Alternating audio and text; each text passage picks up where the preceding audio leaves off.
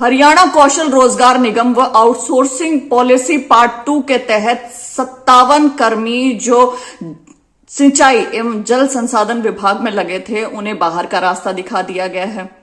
अब यहीं पर ही युवाओं को एक बड़ी महत्वपूर्ण चीज समझने की जरूरत है कि आपके साथ क्या खेल किया जा रहा है। हरियाणा की जवानी खत्म की जा रही है।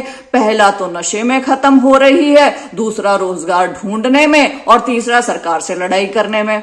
जो हरियाणा की बड़ी नौकरियां हैं, अफसर लेवल की नौकरियां हैं, वो हरियाणा से बाहर के अभ्यर्थियों को दी जा रही हैं। धड़ल्ले से उनके हिसाब के रूल और कानून बनते हैं या फिर खर्ची के माध्यम से चली जाती हैं। आधी से ज्यादा सीटें खाली छोड़ी जाती हैं ताकि उन्हें ही बैकडोर के माध्यम से बाद में अपने बंदों से भरा जा सके, फिट किए जा सके अपने लोग। जो छोटी नौकरियां हैं सी और डी की, वहां हरियाणा का पीएचडी तक करा हुआ युवा लग रहा है मजबूरी में। और वो भी कब लग रहा है? जब इलेक्शन का समय पास आ जाता है। इसे लंबा खींचा जाता है इस भर्ती को। इसमें तरह तरह की दलीलें होती हैं, बहुत आंदोलन प्रदर्शन होते हैं। अभी भी बच्चे कह रहे हैं कि सीटी क्वालिफाई कर दो, नहीं कर रहे हैं क्योंकि ये चाहते हैं कि 5 साल तक खींचे और 2029 में जाके इसमें भर्ती हो। इसमें भी खर्ची कितनी चलती होगी या बाहरी कितने लगते होंगे, डेटा बाहर नहीं आ पाता है।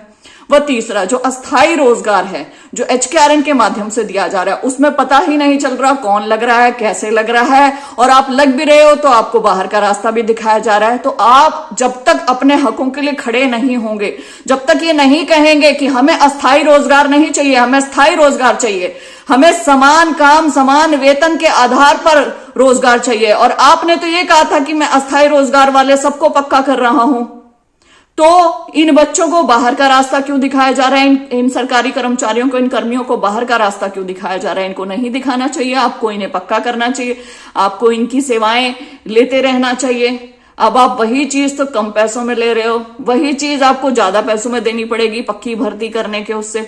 और ये बच्चे जब एक उम्र निकल जाती है तब ना तो एग्जाम दे सकते हैं, ना कोई नौकरी पक्की पा सकते हैं। तो ऐसे बच्चे क्या करेंगे? तो आप समझने की कोशिश करें कैसा माया जाल सा है। और ये ठीक नहीं हो रहा है। ये जो कर्मी बाहर निकलते हैं, फिर ये आंदोलन प्रदर्शन करते रहते हैं, फिर ये दुखी होते हैं, फिर ये सरकार को बोलते हैं कि आपने हमें लगाया था, अब आप हमें रिटेन नहीं कर रहे हैं। ये जो चीजें हैं ना, ये समाप्त पता है कब होंगी? जब हम अपने अधिकार जान जाएंगे और जब हम उनके लिए खड़े होना सीख जाएंगे। ये बहुत ज्यादा जरूरी है।